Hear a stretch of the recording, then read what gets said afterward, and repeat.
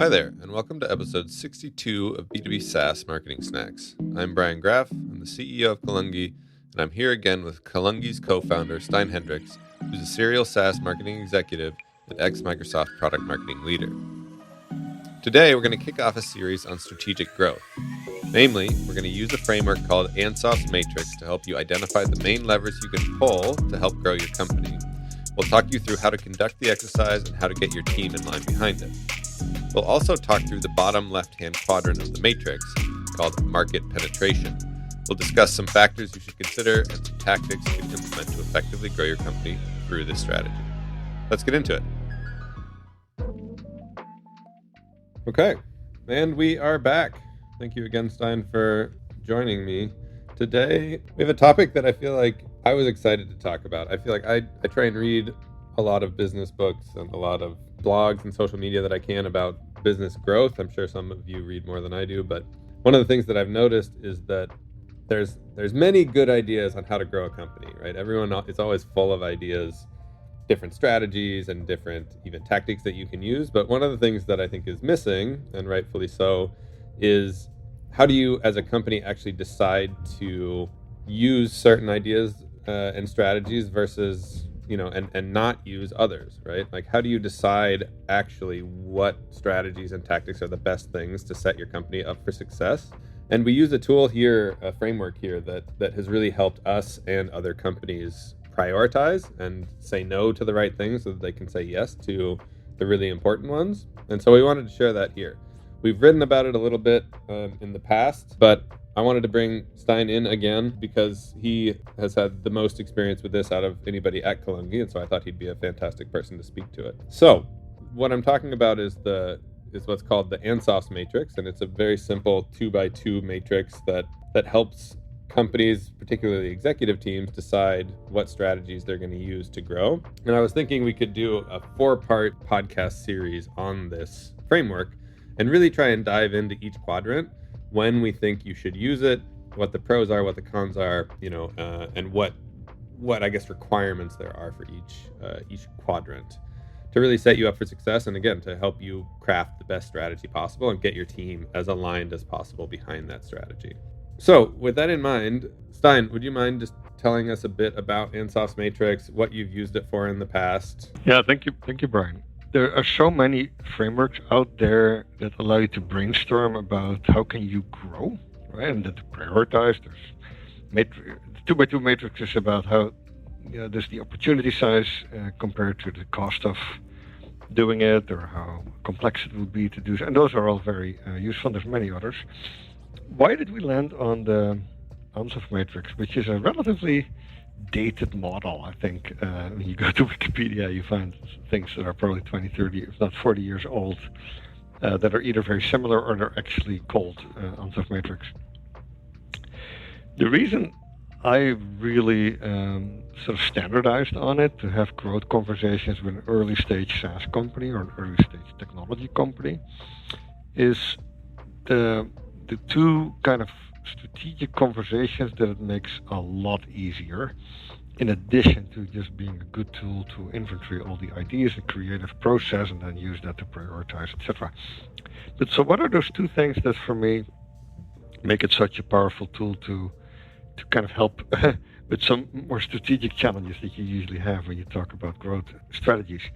The first one is that it's very natural to, when you talk about growth, to think about growing in new parts of the market, to be very quickly distracted by whatever the next shiny object is. It could be an expansion of the market segment you're in, right? To go after clients that you haven't serviced to date, or not as many, but that you should be able to service so easily. It should be easy to go to larger market clients or to a vertical that looks like a little bit like what you're doing today, but it's just a little bit different. So all those things are extremely easy to get distracted by. And what the Ansoff Matrix does, because it so clearly delineates between going after the type of clients that you already know how to service, right? The part of the market where you have reached product market fit, versus expanding to another part of the market, right? Either expanding your ICP or to new verticals or to other types of clients or to new use cases. That it makes that at least a very conscious decision, and it allows you to challenge, is that did we milk our existing ICP enough, right? There's a reason product market fit is so powerful. It's really because that part of the market now where you have proven to have a really good connection between what you have to offer and what these clients need. Because the economics will get so much better if you focus on that part of the market first. So making that really clear is something that the Ansoff Matrix, the kind of the framework makes easy. To say, hey, are we ready to expand beyond our existing ICP? Have we done everything we can to make sure we got everything out of the existing market where we've already proven to be successful? So that's one. And in the Ansoff Matrix, and we'll talk a little bit about the quadrants in a sec, Brian, and how that works, but it kind of allows you to have that conversation relatively discreet. Like, we're not going to go to the upper left quadrant if we haven't finished everything we can do on the lower left quadrant, which is basically about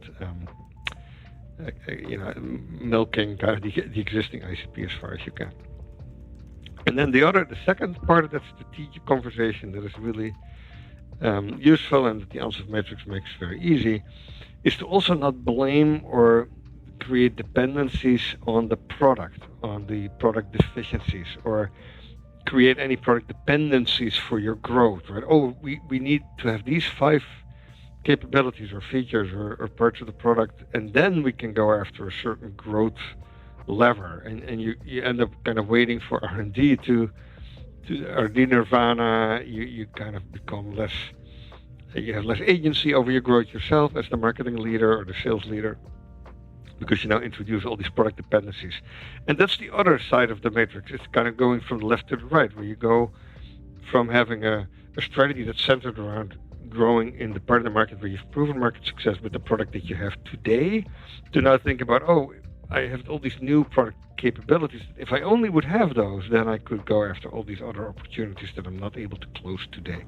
And again, making sure you don't go down that path too fast, not before you've actually done everything you can with your current product. Sell what you have before you start kind of envisioning what you need to sell tomorrow that you don't necessarily have today.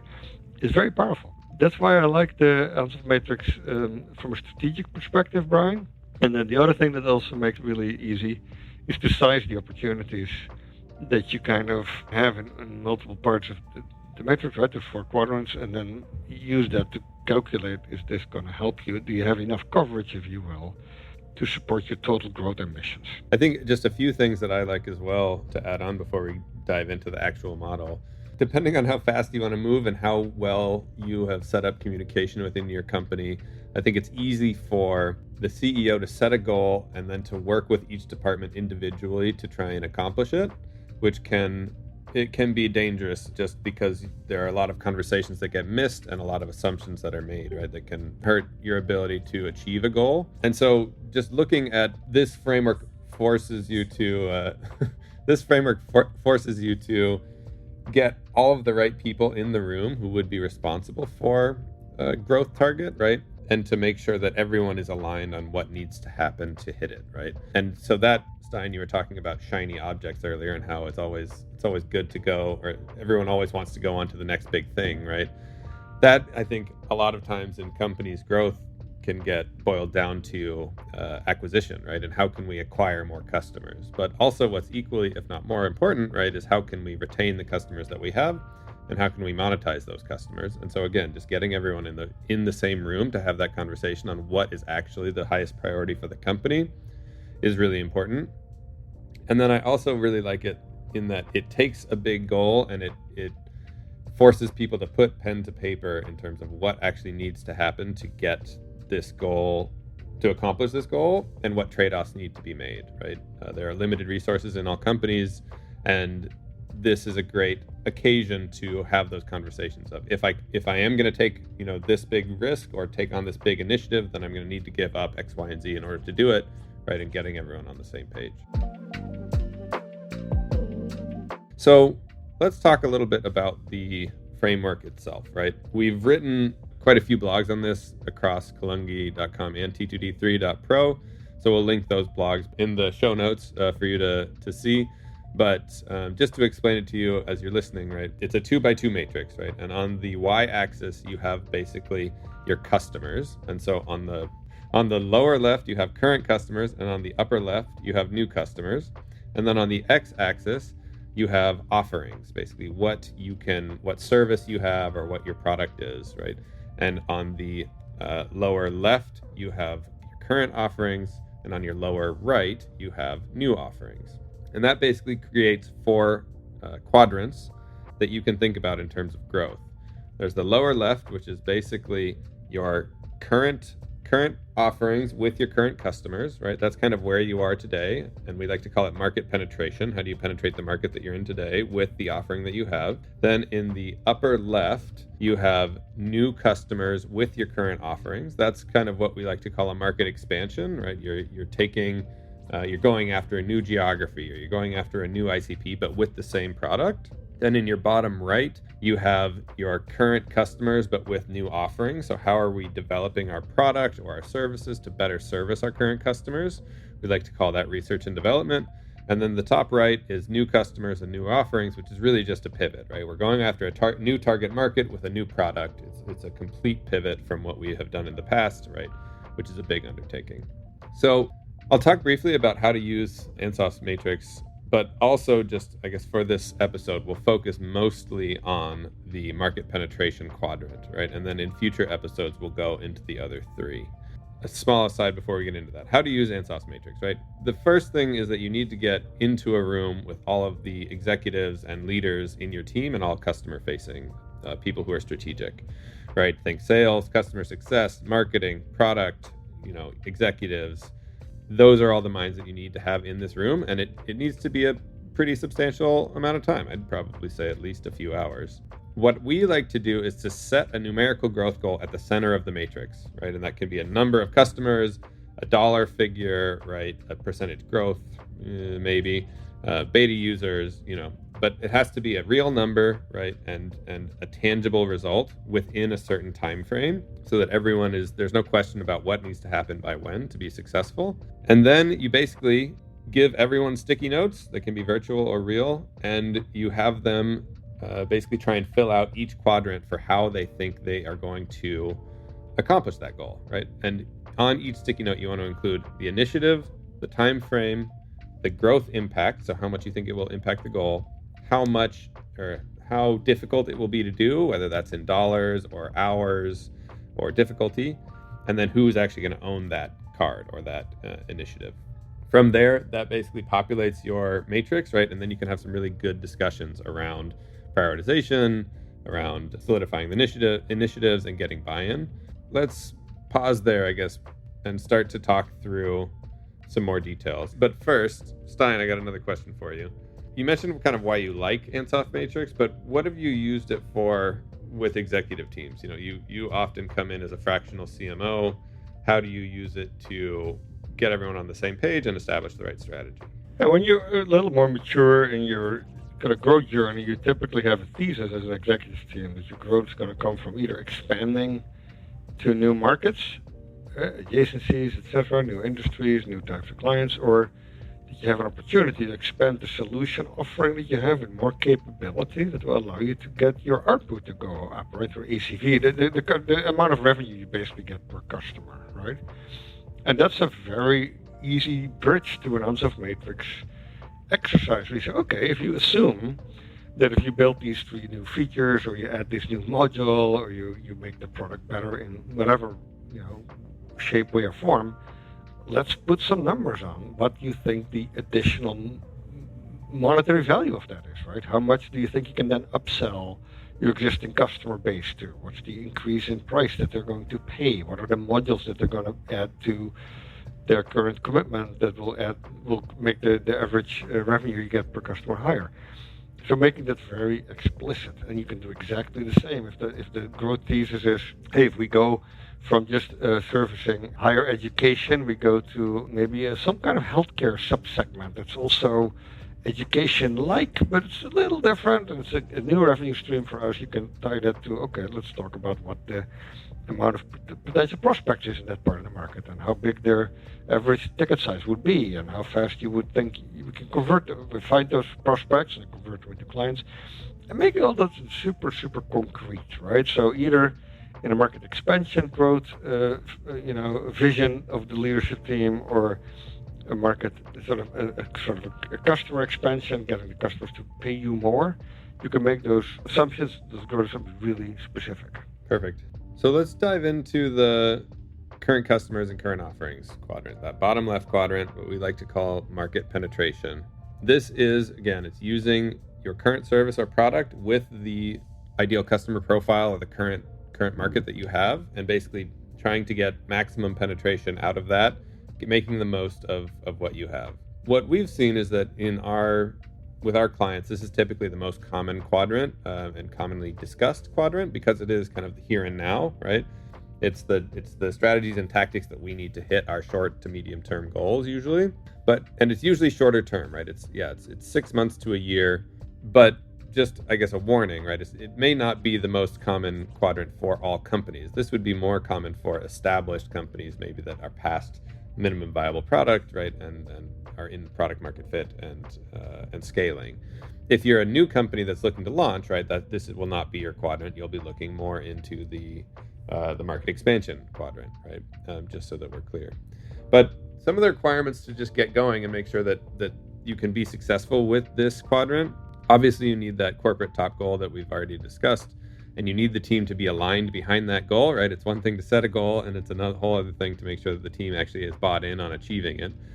And then you need to really have a go-to-market strategy, right? You need an ICP, ideal customer profile. You need personas. You need messaging and positioning. You need a marketing foundation, and you need a go-to-market motion to really be able to discuss and execute this plan. And if you don't, those should be your the first things that you put into this quadrant. And of course, you need traction within a market to be able to use this bottom left quadrant. What, I guess, when you've worked through this quadrant particularly, but also the Ansoff Matrix, have there been scenarios, Stein, where you have worked with a team and it has worked really well with this exercise, or maybe not as well, right? Have there been team dynamics that have made it really successful versus not, or a increased focus or lack of focus? What have you seen? I think this is a very rich quadrant that usually is not understood as well by the team when they've never really gone into, hey, when's the last time we rose the price? What is the average kind of upsell, cross-sell opportunity? How have we seen customers expand, right? How many users do we have per customer? And have we ever really deeply thought about how to expand user count? Have we thought about reducing the amount of discounts we give in the earlier, when we do the initial sale, right? The whole land expand motion in SaaS is, of course, very tricky because landing and expanding is, of course, great. It's phenomenal. It's a great way to grow a SaaS company until it becomes, we don't land like really what we could land because we can expand later, right? We either give away too much discount or we sell a very small deal up front because we just don't necessarily want to go through the friction of selling all those things live in that lower left quadrant, right? And how do you get more out of the existing market that you're in with the solutions that you're selling today? So I think you can just have these very rich conversations about very specific opportunities because you're preventing yourself getting distracted from, we can go into a new industry or we can go build this new capability first before we start selling it. I think that, and that goes so to the core of a successful B2B SaaS growth journey, starting with monetizing the existing clients that you have. Make sure you retain them before you start thinking about, how do I add new logos and add new customers to the pipeline, which you also have to do. But it's that sort of sequence and forcing yourself to stay within that lower left quadrant, thinking for a little bit, like, have we done everything we can to optimize ARPU? Have we done everything we can to get the most leads out of the current channels that we already have in the current part of the market that we're already focused on? I think it's very powerful to do that.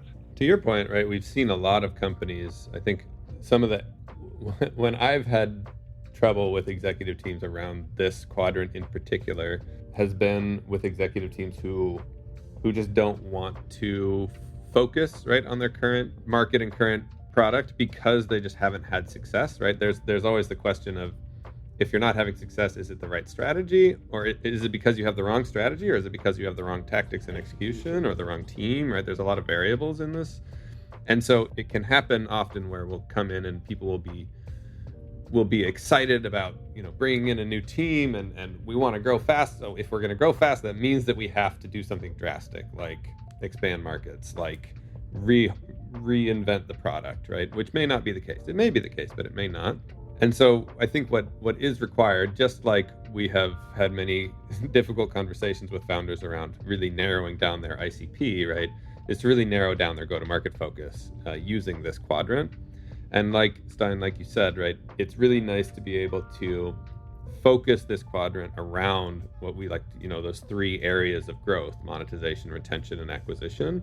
And because they're so interdependent, right, understanding what's the biggest priority and how each team can help. So if basically we're going to take away discounts, right, from sales, then sales usually will need more supporting assets from marketing to be able to do that, right? And marketing will have probably less promotions to go to market with, right? And so there's impact down the line, right, for each of these decisions.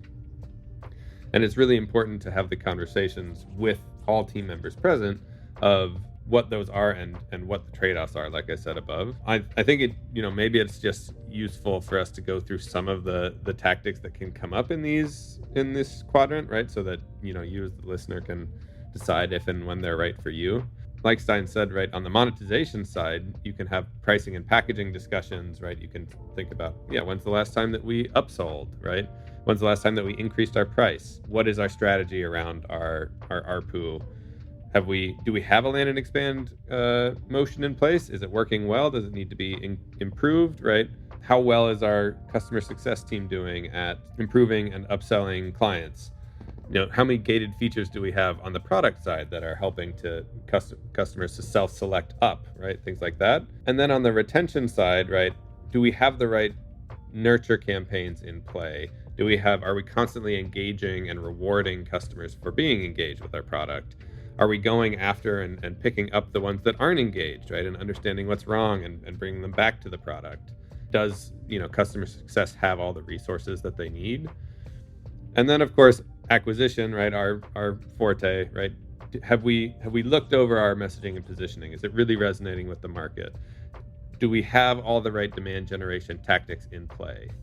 If not, right, which ones do we want to prioritize? How much is that going to cost, and how much is that going to take away from our current initiatives? Do we have key content, right? Do we have the website? Is that in the right place? Is our brand in the right place? Do we have the right sales support assets in place? And then do we have the right funnel conversions points, down the funnel, all the way from top of funnel and awareness down to the bottom of the funnel and the sale?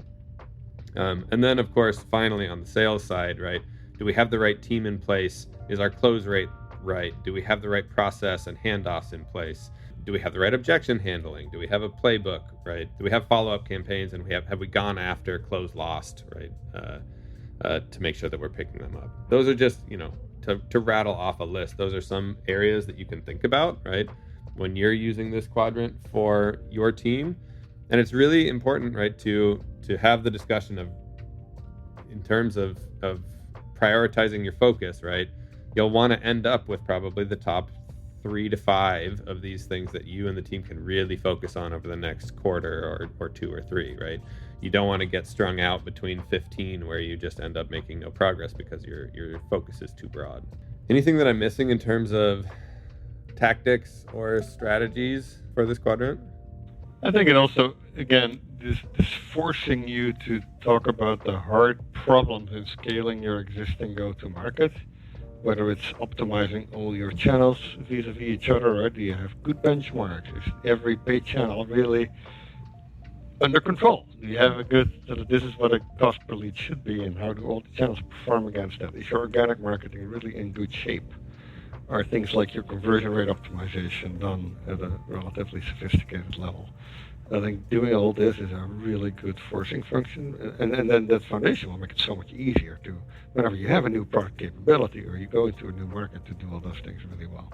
And one thing that I like about this exercise, particularly in the market penetration quadrant, is that it almost forces healthy conflict amongst the team, right? Everyone will have good ideas, and it is almost guaranteed that you won't be able to do all of them, right? So you will have to prioritize as a company which ones are the most beneficial for the company.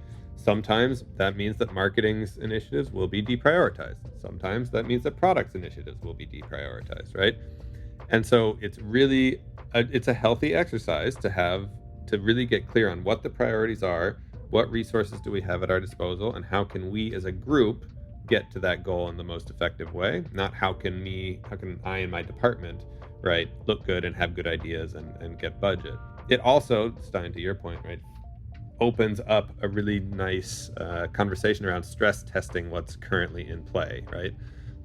It forces you to ask questions on, we really thought that paid ads were gonna pan out over the last 6 months, but we've only seen 10 MQLs come from them, and we've spent whatever $100,000 on it. Maybe this isn't the right channel for us. And even though it's, we have some great creatives and we're excited about it, it's just not panning out. So how can we utilize those resources in the best way? Okay, so coming back to kind of the steps of the process, right? You've set up the board, you know what everything is, you've given everyone their sticky notes, they've put them all on the board, and you've had some really good conversations. I would then force the team to vote on their top 5, give or take, depending on how many stickies are on the board, initiatives, right? You only get 5 votes, and you can vote according to how important you think those things are. And then basically call a break, right? Let the team go and sit with the list that you've built in the quadrant along with those votes, and start to think about prioritizing those as a leadership team, right? Look at, you can use whatever prioritization methodology or framework you want. You can use, the one that comes to mind for me is the RICE methodology, right? And you can look at each thing in terms of the reach that it will have, the impact that it will have, the confidence that you have in your ability to execute it, and the effort that it will take, right? Some framework like that will allow you to prioritize and really just force yourself to stack rank the list, right? From there, you'll be able to have a very simple list of initiatives, the impact that they'll actually have on that target that you set as a company, right? Who owns it, how much effort you think it'll take, the cost, right? And it will be a very clear starting point for a framework like objectives and key results, right? That you can use to really harness the team's efforts and get them going. And then, of course, right, once you have that, you want to present that to the team, get their buy-in, and start really executing. Get the right timelines in play, get the right KPIs and dependencies figured out, right? And start following up. And really just continue your focus on it throughout the next quarter, the next year, whatever that time frame is. This allows the whole team, right, to be in line behind the same company goal, behind the same initiatives that all support the company goal, right?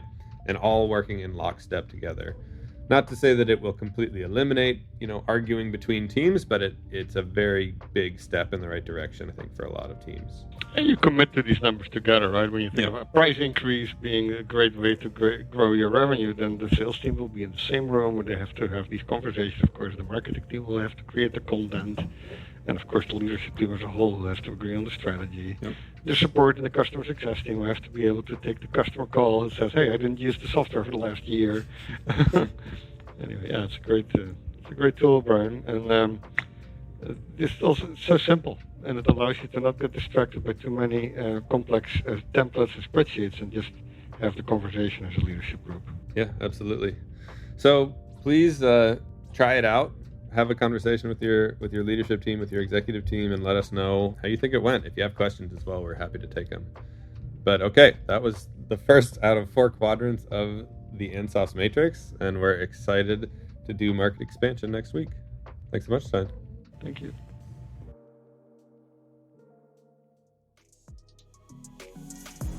Thank you to Adriano Valerio for producing this episode, and the Kalungi team for helping us make this whole thing work. And of course, you for choosing to spend your time with us. As a reminder, all the links we mentioned in this episode can be found in the show notes. And if you want to submit or vote on a question you'd like us to answer, you can do that at kalungi.com/podcast. Every time we record, we take one of the top 3 topics and jam on it. Thanks again.